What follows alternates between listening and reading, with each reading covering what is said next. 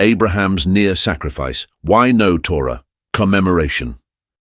The story of Abraham's near sacrifice of his son stands as one of the most dramatic and defining episodes in the shared heritage of the Abrahamic faiths.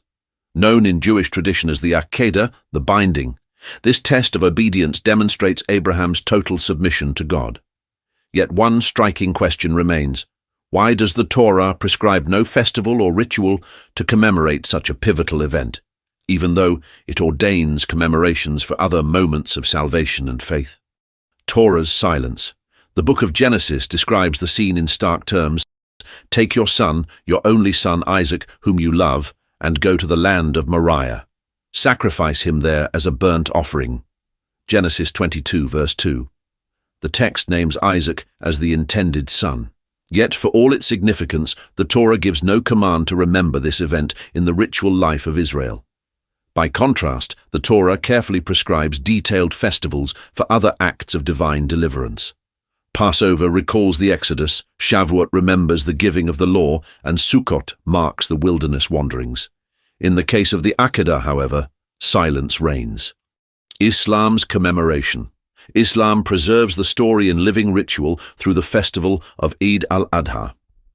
Each year, millions of Muslims worldwide commemorate Abraham's test of faith with practices that echo the original event. Qurbani, sacrifice of livestock, recalls God's substitution of a ram. Prayers unite the community in remembrance. Charity ensures that the poor share in the meat. Universality makes the commemoration a global act of worship. In Islamic tradition, the son who was nearly sacrificed is identified as Ishmael, Abraham's firstborn. Thus, what Judaism remembers only in narrative, Islam enshrines in ritual and practice. The scholarly puzzle.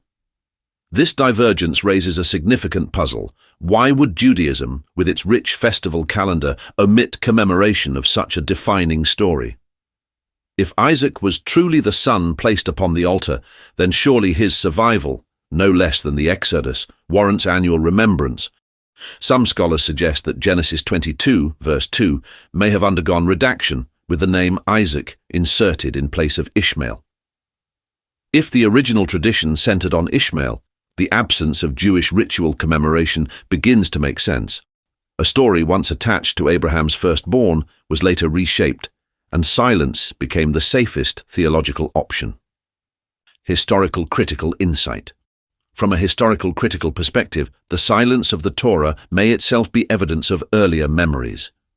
It is possible that the original story celebrated Ishmael as the son of sacrifice, a view preserved in Islamic tradition.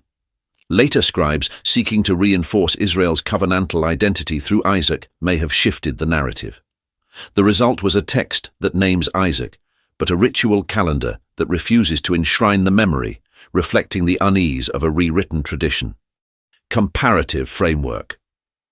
The contrast between traditions can be summarized as follows. Judaism. The Torah recounts the story, but prescribes no festival. The Akedah is remembered in prayer and commentary, but not ritually enacted. Islam.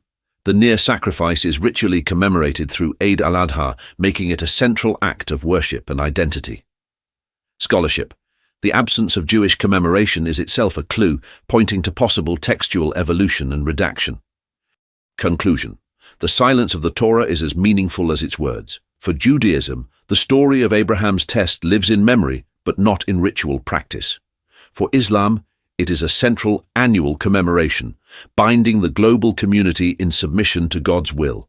For scholars, the absence of Torah commemoration hints at deeper layers of textual evolution and theological rewriting. In the end, the children of Abraham inherited the same story, but carried it forward in different ways, Judaism with silence, Islam with celebration. This divergence reflects not only theological difference, but also the complex history of how sacred texts were remembered, reshaped, and lived.